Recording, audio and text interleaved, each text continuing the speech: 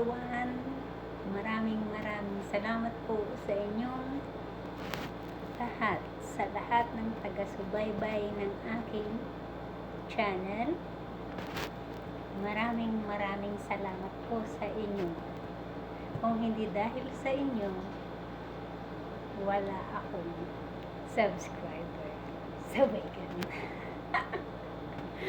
Pasensya na muli. Andito na naman ako para kulitin kayo at makinig ng aking sasabihin. Listen what I've said. Listen. This is very important. Napaka-importante po ito para sa ating lahat. Lalong-lalo na ngayon, sa panahon ngayon. Hello again, hello sa lahat, at hope your day is great. Isang mapagpalang araw sa inyong lahat, o gabi man na marinig at mapanood nyo ang vlog ko na ito. So, una sa lahat, nagpapasalamat ako sa lahat ng mga subscribers, sa lahat ng nanonood ng aking video. Nawa ito ay makatulong po sa bawat isa sa atin. Nais ko pong ibahagi ulit sa inyo ang 5 uri kung paano tayo manatili sa Diyos. The 5 spiritual discipline. Disiplina sa ating sarili. 5 lang po. Sana huwag kayong magsawa na makinig at panoorin ang aking sasabihin, na ako'y nagsasalita na mag-isa, pero kayo po ay nandyan para panoorin at makinig ng aking sasabihin. Una sa lahat,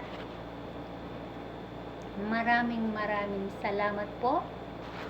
Thank you to all of you, to my subscribers and to all viewers. 5 uri po. The 5 discipline or spiritual. Baliktad. The 5 spiritual discipline in our life. Make God the one thing you pursue above anything else. Anything else. Make God the one thing you pursue above anything else. Because God is continuously work in your life. You can approach any season with the confidence, assurance that God will finish what He started in you. What will God do in your life during this season?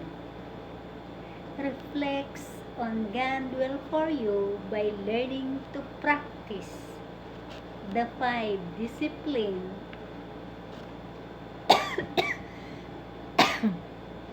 excuse me the 5 spiritual discipline. Okay, ito ang 5 spiritual na pangdisiplina sa ating mga sarili. Disiplinahin natin ang ating mga sarili sa pamagitan ng Espiritu ng Diyos. Espiritu ng Diyos. Una-una ay give thanks. We give thanks to the Lord. Pasalamatan natin ang Panginoon sa lahat ng nangyari sa ating buhay, sa lahat ng natanggap natin mula sa Kanya. We give thanks to you, O God. We give thanks for your name is near. We recount your wondrous deeds. In Psalm chapter 71, verse 1. Psalm 75, verse 1 pala. Sorry na mali.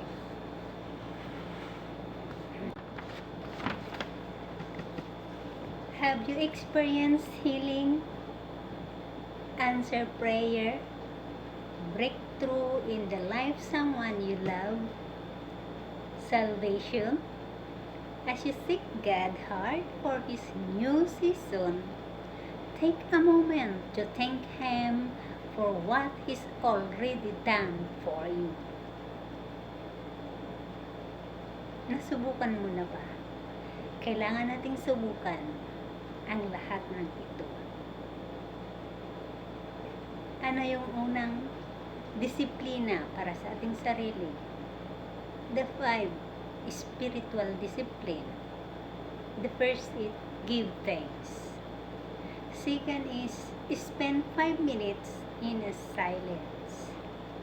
Paano tayo gagawa ng sariling disiplina? Well, ito yung mas mabisa, disiplina para sa ating sarili. Spend 5 minutes in silence. Sa John 15:4, sinasabi, abide in me and I in you, as the branch cannot bear fruit by itself, unless it abides in the vine, neither abide in me. Abide in me. Abide in me. Abiding in Jesus starts with stillness. Pause, take a deep breath, and give anything concerning you over to God. Spend 5 minutes centering your heart on the one who matters most. That is the number 2 spiritual discipline in our life. Number 3, remember who you are. Who you are. Sino ka? Sino ka? Sino ka ba sa mata ng Diyos? Sino ka sa mata ng lahat?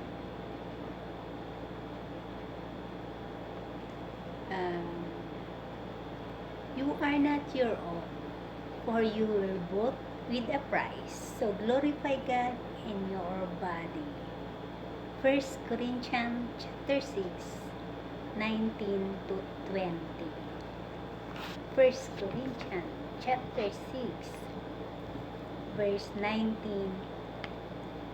to 20. You are not your own, for you were bought with a price. So glorify God in your body. God loves you.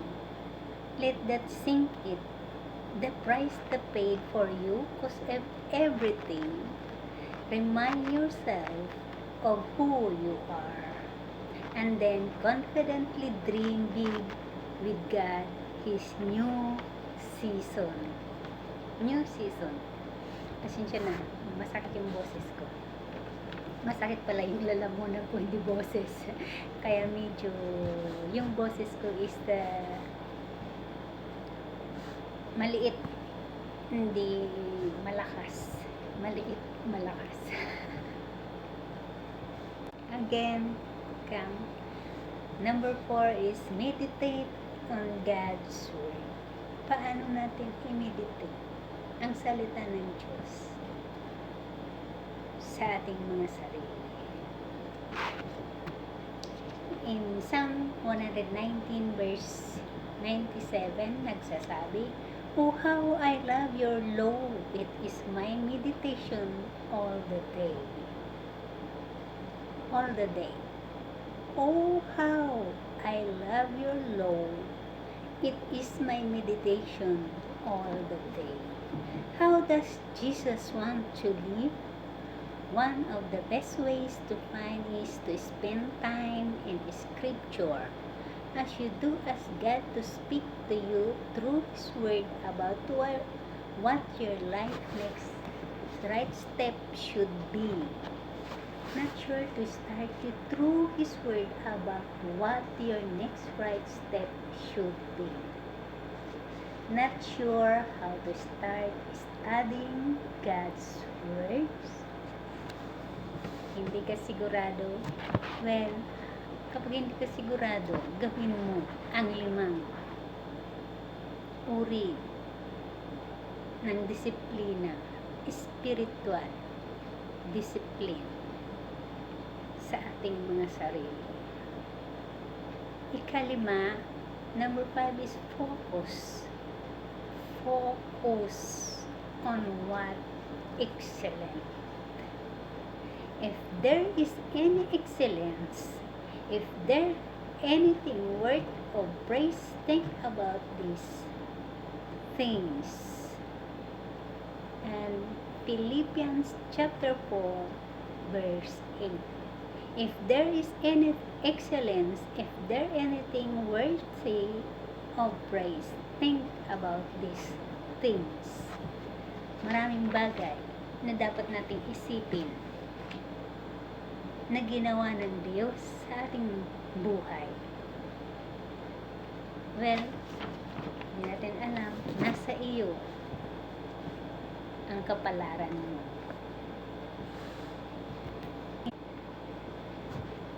Number 5, diba? Uulitin ko, I repeat, the 5 spiritual disciplines is 1.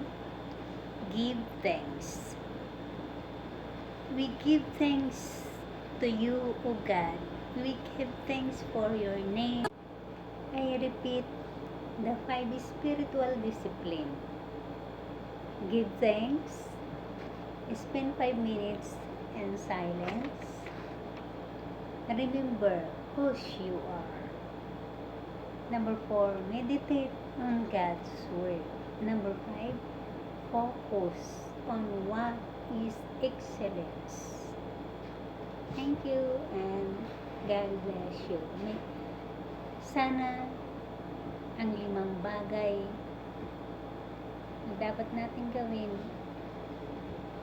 ay nakakatulong sa ating buhay. At ang salita ng Diyos, sana ay gamitin natin sa araw-araw sa ating pamumuhay. Huwag natin kaligtaan na